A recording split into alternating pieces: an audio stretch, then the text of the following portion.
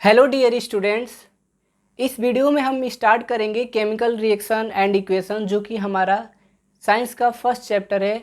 Okay, तो हम start करते हैं, सीधे पॉइंट पे आते हैं। लेकिन उससे पहले ये बता दें कि केमिस्ट्री आपको तभी समझ में आएगी जब आप इसको रेगुलर पढ़ोगे, आप इसको याद करोगे तब। केमिस्ट्री में जो भी चीज़ें होती हैं मेनली याद करने वाली होती हैं, चाहे रिएक्शन हो, चाहे कंपाउंड के नेम हो, चाहे सिंबल हो, हमें मेमोराइज करना पड़ता है। तो आप मेमोराइज करोगे उसको, और इजी है, अगर याद रखोगे तो बहुत इजी है, नहीं तो प्रॉब्लम फेस करोगे। तो सबसे सिंपल है कि अगर इजी है याद रखना है तो हम याद ही रखेंगे। हमारा चैप्टर है पहला, केमिकल रिएक्शन एंड इक्वेशन। तो सबसे पहले हम उठाते हैं कि केमिकल रिएक्शन क्या होता है। केमिकल रिएक्शन क्या होता है, बस थोड़ा सा लिख देते हैं साथ में। The process in which new substance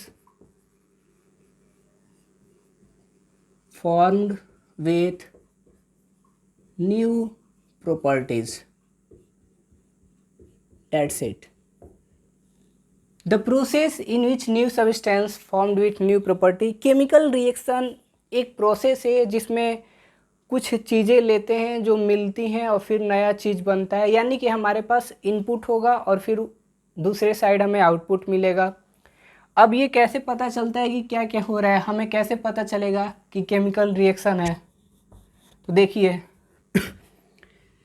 एक चीज़ होती है रिएक्टेंट, रिएक्टेंट्स। ये क्या होता है? The substance which participate in chemical reaction. The substance which participate in chemical reaction, वो सारी चीज़ें जो रिएक्शन में पार्टिसिपेट करती हैं वो हमारी रिएक्टेंट्स हैं। और एक आएगा हमारा प्रोडक्ट। तो प्रोडक्ट क्या होता है? The substance which are result of chemical reaction. ये हमारा क्या होगा? Result of chemical reaction. यानी कि जो हमारा रिएक्टेंट है ये हमारा इनपुट है, और हम इनपुट वही देंगे जिसकी रिक्वायरमेंट हमें होगी। अगर हमें जो चीज़ बनानी होगी तो हमें पता होगा कि हमें इनपुट क्या देना है, उसी के अकॉर्डिंग हमारा आउटपुट निकलेगा, डैट इज़ प्रोडक्ट। तो हम इसको हटा के देखते हैं कि हमने अभी तक बस ये देखा कि chemical reaction are the process in which new substance formed with new properties. अब वो प्रॉपर्टीज सारी हम देखेंगे, उससे पहले जो चीज़ पार्टिसिपेट करने वाली है वो हमारी है रिएक्टेंट। कि अगर आपका रिएक्टेंट्स नहीं होंगे तो आपका केमिकल रिएक्शन नहीं होगा। सबसे पहली ये हमारी ज़रूरत है कि अगर आपको केमिकल रिएक्शन कराना है तो आपके पास रिएक्टेंट्स होने चाहिए। फिर वो फर्दर रिएक्शन के बाद आपका एक प्रोडक्ट मिलेगा जो कि हमारा केमिकल रिएक्शन का रिजल्ट है। अभी हम इसको हटा के देखते हैं। अब थोड़ा इंटरेस्टिंग है, अब यहाँ से अब हमने बोला कि केमिकल रिएक्शन में हो गया हमारा रिएक्टेंट। अब एक एरो होगा इसके बगल में हमारा प्रोडक्ट। ओके, हम इसको बोल रहे हैं कि ये हमारा रिएक्टेंट जो होगा लेफ्ट हैंड साइड में है और ये हमारा प्रोडक्ट जो है राइट हैंड साइड में।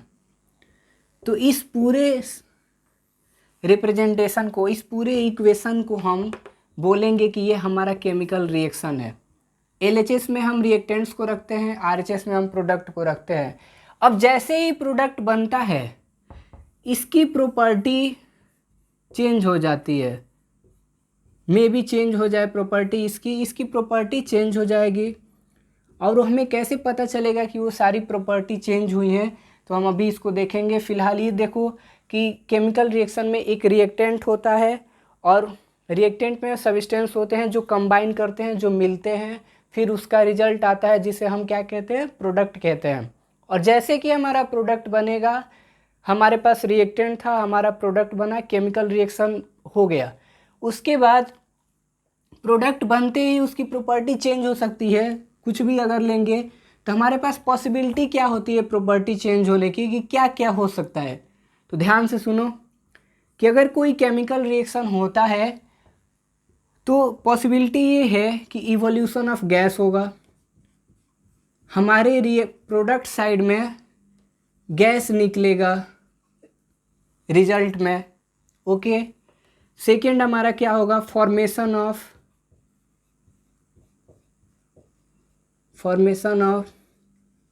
प्रेसिपिटेट, जिसे हम पीपीटी भी बोलते हैं, formation of precipitate. Third one क्या पॉसिबिलिटी है, कलर चेंज हो जाएगा प्रोडक्ट का। फोर्थ हमारी क्या पॉसिबिलिटी है कि क्या हो सकता है, तो टेम्परेचर चेंज हो जाएगा, टेम्परेचर चेंज। फिफ्थ हमारी क्या प्रॉपर्टी हो सकती है, तो क्या हो जाएगा, तो स्टेट चेंज हो सकता है, स्टेट चेंज। यानी कि अगर केमिकल रिएक्शन हो रहा है, यानी कि हमने रिएक्टेंट लिए हैं तो प्रोडक्ट बनेगा, तो प्रोडक्ट जो बनेगा उसमें इन सारी चीज़ों में से कुछ ना कुछ हो सकता है। हो सकता है कि उसमें रिजल्ट में हमारा गैस निकले, हो सकता है कि रिजल्ट में हमारा प्रेसिपिटेट बन जाए, हो सकता है कि रिजल्ट में हमारा कलर चेंज हो जाए, हो सकता है कि रिजल्ट में हमारा टेम्परेचर चेंज हो जाए, स्टेट चेंज हो जाए। तो अभी chemical reaction are the process in which new substance forms with new property, और ये प्रॉपर्टी यही है पांचों में से कुछ भी हो सकता है, वो डिपेंड करता है कि आपने रिएक्टेंट क्या लिया है। ओके, तो हम अब एक एक चीज़ को देखते हैं कि अगर हम एक एग्जांपल देखें कि इवोल्यूशन ऑफ गैस में क्या एग्जांपल ले सकते हैं, तो उसको देखा जाए। यहाँ पे आप ये ध्यान रखिएगा कि अगर आप सीबीएसई के लिए तैयार कर रहे हो तो केमिस्ट्री में आपको एनसीईआरटी के जितने रिएक्शन हैं वो सारे मेमोराइज होने चाहिए, समझ के मेमोराइज करो, बहुत ईजी है। केमिस्ट्री में जितनी एक्टिविटी उन्होंने दी है बुक में, वो एक्टिविटी आपको सारे के सारे रीड आउट कर लेने हैं, उसके कंक्लूजन को देख लेना है कि उसमें क्या आता है। ओके, तो हम अभी इसको आगे देखते हैं कि हमने बोला कि अगर प्रोडक्ट में एक प्रॉपर्टी आती है इवोल्यूशन ऑफ गैस की, तो हम क्या एग्जाम्पल ले सकते हैं, तो इवोल्यूशन ऑफ गैस। ओके, पहला ये प्रॉपर्टी है, इसको हम ये पांचों जो मैंने बताया था वो characteristics properties of chemical reaction है। ये सारी चीज़ें हमें बताएंगी कि यहाँ पे केमिकल रिएक्शन हुआ है, यहाँ पे प्रोडक्ट में चेंज हुआ है। इसका एग्जांपल हम ले लेते हैं। सबसे पहले जिंक है और हमने इसको सल्फ्यूरिक एसिड के साथ रिएक्ट कराया। जिंक है, सल्फ्यूरिक एसिड के साथ रिएक्ट कराएंगे, हमारा प्रोडक्ट बनेगा, क्या बनेगा मैं लिख देता हूँ, zinc sulphate plus hydrogen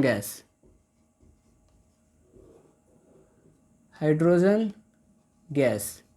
okay, देखो ये हमने सामने ही लिखा है कि हमारा अब रिएक्टेंट एरो के पहले क्या है, तो जिंक है और सल्फ्यूरिक एसिड है, तो ये हमारा जिंक और सल्फ्यूरिक एसिड हमारा रिएक्टेंट है, और ये जो हमारे दोनों बने हैं ये हमारे प्रोडक्ट हैं। अब सिंबॉलिक रिप्रेजेंटेशन अगर हम देखें इसका, तो सिंबॉलिक रिप्रेजेंटेशन के लिए हम आते हैं ऊपर थोड़ा। हम इवोल्यूशन ऑफ गैस पढ़ रहे हैं। इवोल्यूशन ऑफ गैस में आपको इस लाइन से कोई मतलब नहीं रखना है, हटा भी देते हैं। इवोल्यूशन ऑफ गैस में हमने लिया जिंक और सल्फ्यूरिक एसिड, तो हमारा ये दोनों रिएक्टेंट है क्योंकि ये एरो के पहले है, ये हमारा LHS में है, लेफ्ट हैंड साइड है, और हमारा प्रोडक्ट में बना है zinc sulphate plus hydrogen gas, ये हमारा RHS में है, राइट हैंड साइड में। ओके, अब देखो अगर सिंबॉलिकली लिखे हैं तो हम बोलेंगे जिंक सॉलिड स्टेट में है plus sulphuric acid H2SO4।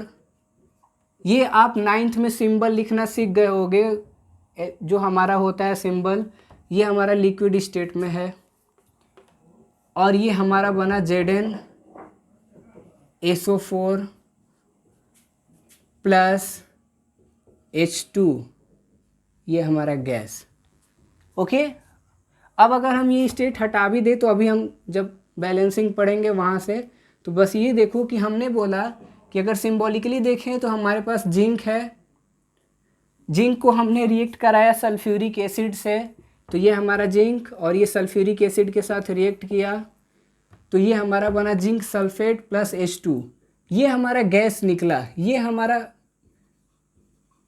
Hydrogen gas है, जो आपको ये बता रहा है कि जब जिंक सल्फ्यूरिक एसिड के साथ रिएक्ट करेगा, जब जिंक सल्फ्यूरिक एसिड के साथ रिएक्ट करेगा तो आपका जिंक सल्फेट बनेगा और हाइड्रोजन गैस बनेगा। तो ये पहली प्रॉपर्टी है इवोल्यूशन ऑफ गैस, कि जैसे ही आपने जिंक को सल्फ्यूरिक एसिड के साथ रिएक्ट कराया तो आपका हाइड्रोजन गैस इवॉल्व हुआ, आपका हाइड्रोजन गैस रिएक्शन में प्रोड्यूस हुआ। That will be in result, ये हमारा रिजल्ट में है।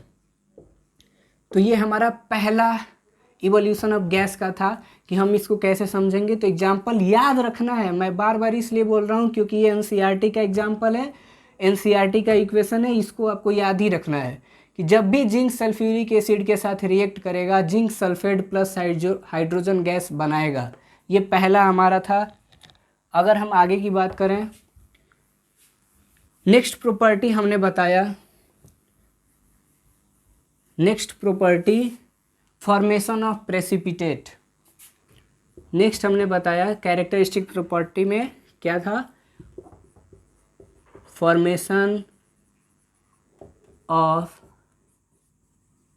Precipitate, that is PPT. तो हम पीपीटी लिख देते हैं। अब देखो ये इक्वेशन जो है बहुत इंपॉर्टेंट है, ये अक्सर पूछा जाता है एग्जाम में। ये जो इसका एग्जाम्पल है अक्सर पूछा जाता है। इसमें क्या है कि आपको लेड, इसमें फॉर्मेशन ऑफ प्रेसिपिटेट के एग्जाम्पल में आपको क्या करना है कि आप लेड नाइट्रेट को रिएक्ट कराओगे पोटेशियम आयोडाइड से, पोटेशियम आयोडाइड से। ओके, लेड नाइट्रेट को आप रिएक्ट कराओगे पोटेशियम आयोडाइड से।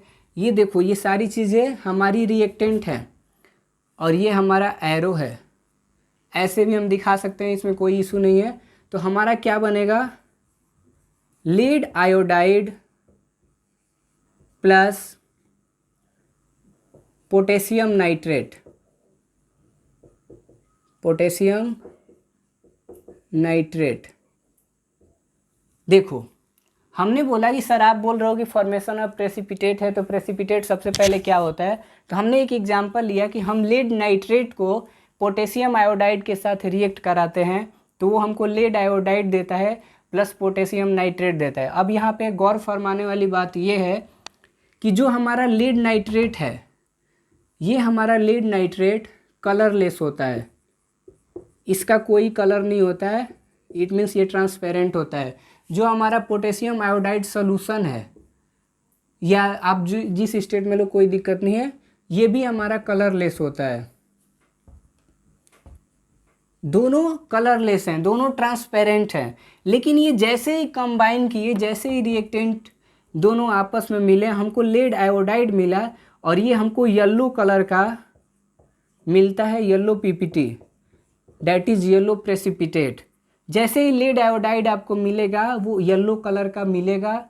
अभी हम बता रहे हैं कि लेड आयोडाइड क्या होता है, बस ये याद रखना है कि हमने लेड नाइट्रेट लिया और उसको पोटेशियम आयोडाइड के साथ रिएक्ट कराया तो हमको lead iodide plus potassium nitrate मिला। लेड नाइट्रेट और पोटेशियम आयोडाइड दोनों कलरलेस हैं, दोनों ट्रांसपेरेंट हैं, लेकिन जैसे ही वो आपस में कंबाइन करते हैं हमको लेड आयोडाइड देते हैं और पोटेशियम नाइट्रेट देते हैं। तो ये हमारी जो येलो पीपीटी बनी है यही इसका एग्जाम्पल है, यही वाली रिएक्शन हमारी एग्जाम्पल है, हम इसी पे फोकस करते हैं। ये हमारा मेजर प्रोडक्ट है, जिस पे हम फोकस करते हैं वो हमारा मेजर प्रोडक्ट है और जो हमारा बच जाता है वो हमारा माइनर प्रोडक्ट है। दोनों प्रोडक्ट ही है, लेकिन हमको फोकस किस पे करना है कि हम जब पीपीटी की बात कर रहे हैं, जब हम प्रेसिपिटेट की बात कर रहे हैं, तो प्रेसिपिटेट किसका बना, तो लेड आयोडाइड का बना। तो ये हमारा मेजर प्रोडक्ट है, ये हमारा माइनर प्रोडक्ट है। लिखना आपको दोनों है लेकिन फोकस आपको इस पे करना है। अब इसको और समझते हैं एक दूसरे लैंग्वेज में।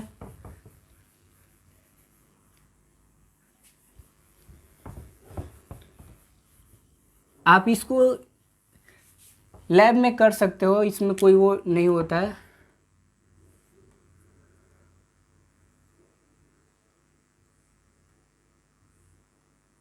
हम टेस्ट ट्यूब लेते हैं, ठीक है, ये हमारा क्या होता है, टेस्ट ट्यूब होता है। हम इसमें क्या कर रहे हैं कि हमने क्या लिया था कि हमको लेड नाइट्रेट लेके चलना है। तो मान लो हमने इसमें फिल कर दिया लेड नाइट्रेट, ये हमारा क्या है, लेड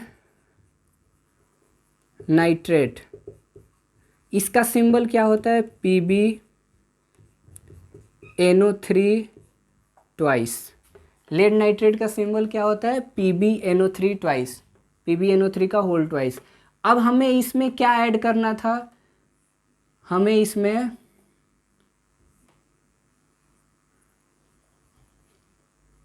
हमें ऐड करना था KI सॉल्यूशन। मान लेते हैं कि हमने इसमें KI सॉल्यूशन लिया है, डेट इज पोटेशियम आयोडाइड का सॉल्यूशन लिया है, KI सॉल्यूशन। ओके, अब हम इसको इसमें अंदर डालेंगे। ओके, जैसे ही हम डालेंगे ये हमारा एक मिक्स बन जाएगा, ये हमारा फाइनल, ये हमारा क्या है, दोनों, ये दोनों हमारा रिएक्टेंट है और ये हमारी जो बनी है प्रोडक्ट है। तो प्रोडक्ट में क्या होगा, इसमें दोनों चीज होगी, क्या होगी, लेड नाइट्रेट PbNO3 का ट्वाइस प्लस पोटेशियम आयोडाइड, ये दोनों चीज़ें होंगी। ओके, इस सॉल्यूशन में। अब देखो फाइनली क्या होगा कि जब हमने इन दोनों को मिलाया तो यहाँ पे आपको, यहाँ पे मैं दिखा देता हूँ कि यहाँ पे नीचे आपको येलो कलर का कुछ दिखेगा, येलो कलर का जो दिखेगा नीचे बैठ गया है आपके टेस्ट ट्यूब में, नीचे बैठ जाएगा, वही हमारा येलो कलर का क्या है, lead iodide PbI2, PPT, yellow colour PPT। इस सॉल्यूशन में जैसे ही हमने रिएक्टेंट में लिया लेड नाइट्रेट और उसमें जैसे ही KI सॉल्यूशन डाले कि रिएक्शन होते ही वहाँ पे येलो कलर का, नीचे येलो कलर का PPT बन जाएगा, पाउडर की तरह इकट्ठा हो जाएगा इसके टेस्ट ट्यूब के लेयर पे बॉटम में, जो हमारा ये बताएगा कि ये हमारी फॉर्मेशन ऑफ PPT की रिएक्शन है। तो फाइनली रिएक्शन क्या बना, तो बोलेंगे PbNO3 का twice plus KI gives PbI2 plus KNO3, ये हमारा रिएक्शन बना, इसका रिएक्शन हमारा ये बना। हमने क्या लिया, हमने लेड नाइट्रेट लिया, लेड नाइट्रेट में KI सॉल्यूशन डाला, जैसे ही KI सॉल्यूशन डाला तो हमारी रिएक्शन कंप्लीट हुई, लेड आयोडाइड बनाई पोटेशियम नाइट्रेट, और यही हमारी PPT है, ये येलो PPT, लेड आयोडाइड की येलो PPT क्या होता है, प्रेसिपिटेट रिएक्शन क्या होता है, तो ऐसा रिएक्शन जिसमें प्रोडक्ट में आपको बॉटम में कोई चीज़ बैठी हुई मिल जाए, येलो कलर की हो सकती है, ब्लैक कलर की हो सकती है, वाइट कलर की हो सकती है, इस रिएक्शन में येलो कलर बना है।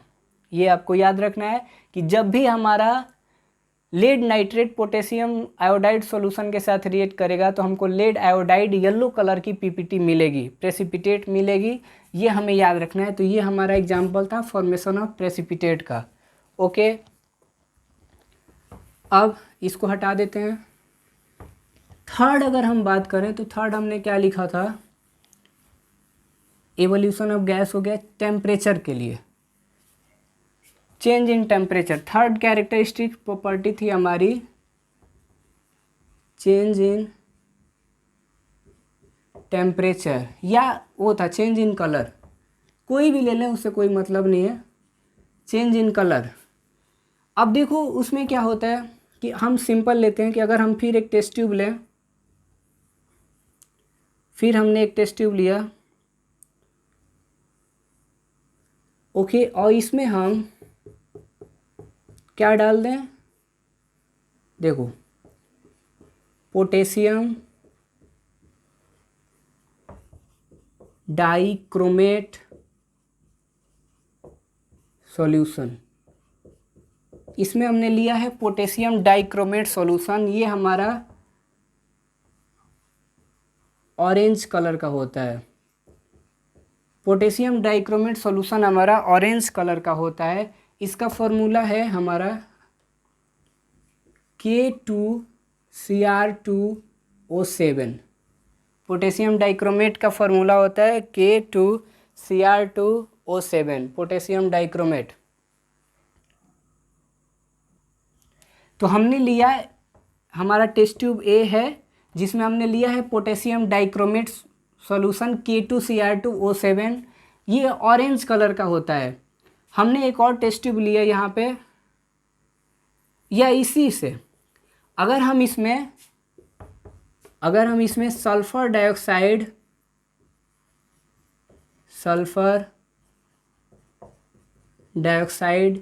गैस पास करा दें, अगर हम इसमें सल्फर डाइऑक्साइड गैस डालते हैं, इसमें देखो एरो से मैंने दिखा दिया है कि हम इसमें इस पोटेशियम डाइक्रोमेट सॉल्यूशन में सल्फर डाइऑक्साइड गैस डालते हैं, that is SO2। Sulphur dioxide gas डालेंगे तो ये हमारा ऑरेंज कलर है, ये हमारा चेंज हो जाएगा ग्रीन कलर में। ये हमारा चेंज हो जाएगा ग्रीन कलर में। मतलब ये कि जब आप K2Cr2O7 सॉल्यूशन में, पोटेशियम डाइक्रोमेट के सॉल्यूशन में आप सल्फर डाइऑक्साइड गैस पास कराओगे तो ये पहले ऑरेंज कलर का था, अब ये ग्रीन कलर का हो जाएगा। तो यहाँ से आपको ये पता चलता है कि केमिकल रिएक्शन में कलर चेंज हुआ है। हमने लिया था कि ऑरेंज कलर का पोटेशियम डाइक्रोमेट है और सल्फर डाइऑक्साइड है, दोनों रिएक्ट किए तो जो हमारा डाइक्रोमेट है सॉल्यूशन है, पोटेशियम डाइक्रोमेट सॉल्यूशन, वो ग्रीन कलर का हो गया। तो ये हमारा तीसरा प्रॉपर्टी था चेंज इन कलर का। याद रखना है आपको कि इसमें क्या किया, तो पोटेशियम डाइक्रोमेट सॉल्यूशन को सल्फर पास कराया और वो ऑरेंज से ग्रीन हो गया, रंग बदल दिए इसने अपने। अब आ जाओ एक प्रॉपर्टी हमारी फोर्थ प्रॉपर्टी क्या है, चेंज इन टेम्परेचर। अब देखो इसके लिए क्या करना है, फिर टेस्ट ट्यूब लेते हैं और इस टेस्ट ट्यूब में हम क्या क्या डाल दें, मान लो पहले नीचे डाल देते हैं कैल्शियम ऑक्साइड, क्विक लाइम है, ओके। कैल्शियम ऑक्साइड हमने क्या किया कि एक टेस्ट ट्यूब लिया, टेस्ट ट्यूब में कैल्शियम ऑक्साइड डाला जिसका नाम CaO है, और उसको हम क्विक लाइम जनरल नेम से बोलते हैं कि ये क्विक लाइम है। इसमें वाटर ऐड किया और जैसे ही वाटर ऐड किया यहाँ पे फर्दर रिएक्शन होगा, और रिएक्शन होने के बाद यहाँ पे जो हमारी प्रोडक्ट बनेगी वो बनेगी कैल्शियम हाइड्रोक्साइड। कैल्शियम हाइड्रोक्साइड इसमें बन जाएगी, इसे हम बोलते हैं स्लैक्ड लाइम। कैल्शियम हाइड्रोक्साइड को बोलते हैं स्लैक्ड लाइम। और यहाँ पे जो रिएक्शन हुआ है आपका, यहाँ पे जो कैल्शियम ऑक्साइड और हाइड्रोजन में रिएक्शन हुआ है, ये हमारा एक्जोथर्मिक रिएक्शन है। कौन सा रिएक्शन है, यहाँ पे जो रिएक्शन हुआ है एक्जोथर्मिक। एक्जोथर्मिक रिएक्शन वो रिएक्शन होती है जिसमें आपका हीट निकलता है, ओके। एक्जोथर्मिक रिएक्शन वो रिएक्शन होती है जिसमें आपका हीट निकलता है। तो हमने वाटर और कैल्शियम ऑक्साइड को रिएक्ट कराया तो हमारा कैल्शियम हाइड्रोक्साइड बना। अगर इसको लिखेंगे तो बोलेंगे CaO plus H2O give CaOH whole twice, okay. Calcium oxide जिसे हम क्या कहते हैं, क्विक लाइम। वाटर का तो पता ही है, और ये हमारा क्या बना, स्लैक्ड लाइम। ये रिएक्शन बहुत फेमस है, ये पूछा जाता है। हम अभी इसको कोई बैलेंसिंग नहीं कर रहे हैं, जब हम बैलेंसिंग सीखेंगे तो हम करेंगे सारे रिएक्शन, फिर हमारे सामने आएंगे। बस ये ध्यान रखना है कि चेंज इन टेम्परेचर का एग्जाम्पल कौन सा हो सकता है। तो सर कैल्शियम ऑक्साइड को आप वाटर के साथ रिएक्ट करा दीजिए तो आपको कैल्शियम हाइड्रोक्साइड मिलेगा, जिसे हम स्लैक्ड लाइम भी कहते हैं। ये हमारा चेंज इन टेम्परेचर का एग्जाम्पल है। एक जो थर्मिक रिएक्शन का ये एग्जाम्पल है, इसमें हीट निकलती है, यहाँ पे जो हमारा प्रोडक्ट बनेगा उसमें हीट निकलेगी। ओके, तो ये हमारी पहचान है चेंज इन टेम्परेचर की। अब लास्ट वन हमारा प्रॉपर्टी का है, वो है हमारा change in state. Change in state. अगर हम कैंडल की बात करें, कैंडल की बात करते हैं, जिसे आप थोड़ा अच्छा नहीं बना, ये फ्लेम है। ओके, ये हमारा वैक्स। एक कैंडल जब हम जलाते हैं तो ये पहले सॉलिड स्टेट में होता है, ये छोटा होने लगता है, मतलब कि ये लिक्विड में कन्वर्ट हो रहा है। और अगर ये बर्न कर रहा है, मतलब कि यहाँ पे कोई गैस निकलेगी, गैस भी निकलती है जो हमारी कार्बन डाइऑक्साइड है, कार्बन डाइऑक्साइड गैस भी निकलती है। यानी कि यहाँ पे हमने सॉलिड स्टेट में कैंडल लिया था, जब हम जलाए उसको तो वो सॉलिड से लिक्विड में कन्वर्ट होने लगा, मतलब पिघलने लगा, तो वो फ्लूइड में आएगा, लिक्विड में आने लगा। और साथ ही अगर जल रहा है तो गैस भी निकलेगी, और वहाँ पे जो गैस निकलती है वो हमारी कार्बन डाइऑक्साइड है। तो ये चेंज इन स्टेट का है, इसका फिजिकल अपीयरेंस चेंज हो गया, केमिकल भी चेंज हो गया। ओके, तो ये चेंज इन स्टेट का एग्जाम्पल है। और एक रिएक्शन जो कि बहुत ही बार बार पूछा जाता है कि अगर Mg मैग्नीशियम अगर ऑक्सीजन के साथ रिएक्ट करता है तो 2MgO बनाता है मैग्नीशियम ऑक्साइड। ओके, ये मैग्नीशियम रिबन है, आप इसको बोल दो कि अगर ये NCERT के पहले पेज पे ही है, मैग्नीशियम रिबन। ये अगर हम एयर में बर्न कराते हैं, इसको अगर हम एयर में बर्न कराएं, एयर में बर्न कराते हैं इसको, तो ये हमको मैग्नीशियम ऑक्साइड देता है। ओके, ये एक डैजलिंग लाइट के साथ जलता है, डैजलिंग लाइट के साथ। जैसे ही आपका ये रिएक्ट करेगा, मैग्नीशियम ऑक्साइड एयर के साथ रिएक्ट करेगा, तो प्रोडक्ट बनेगा मैग्नीशियम ऑक्साइड। एक डैजलिंग लाइट निकलेगी, चमकीली लाइट निकलती है, और प्रोडक्ट में हमारा मैग्नीशियम ऑक्साइड बनता है वाइट कलर का। ओके, वाइट कलर का हमारा पाउडर बनता है मैग्नीशियम ऑक्साइड का। लेकिन पाउडर बनने से पहले डैजलिंग लाइट निकलती है, जैसे ही वो रिएक्ट करता है एक चमकीला ब्राइट कलर का लाइट निकलता है उसमें से। ये रिएक्शन बार बार पूछा जाता है, बहुत ही इम्पॉर्टेंट है ये रिएक्शन। ओके, मोस्ट इम्पॉर्टेंट, कि जब भी मैग्नीशियम रिबन को या मैग्नीशियम को आप बर्न कर एयर में रिएक्ट कराओगे, ऑक्सीजन के साथ रिएक्ट कराओगे, तो मैग्नीशियम ऑक्साइड बनेगी, वाइट पाउडर की बनता है प्रोडक्ट में। लेकिन उससे पहले एक डैजलिंग लाइट निकलती है, एक चमकीली, बहुत ही चमकीली लाइट निकलती है ब्राइट कलर की, मतलब जैसे बिजली की तरह होता है, एकदम चमकीला। तो ये आपकी पहचान है। तो आपसे पूछा जाता है कि क्या देख के आप बताओगे, तो सर सबसे पहले डैजलिंग लाइट निकलती है। तो डैजलिंग ऐसे ही पूछा जाता है कि ऐसा कौन सा रिएक्शन है जिसमें डैजलिंग लाइट निकलती है, तो बोलते हैं हम कि अगर हम मैग्नीशियम को ऑक्सीजन के साथ रिएक्ट कराते हैं तो डैजलिंग लाइट निकलती है। तो ये पहचान है इसकी। तो इतने में आज के इस वीडियो में इतना ही रखते हैं, जहां हमने केमिकल रिएक्शन पढ़ा, उसकी प्रॉपर्टी पढ़ी, रिएक्टेंट पढ़ा, प्रोडक्ट पढ़ा। जुड़े रहिए हमारे साथ। नेक्स्ट वीडियो में हम बैलेंसिंग पढ़ेंगे। Thanks for watching.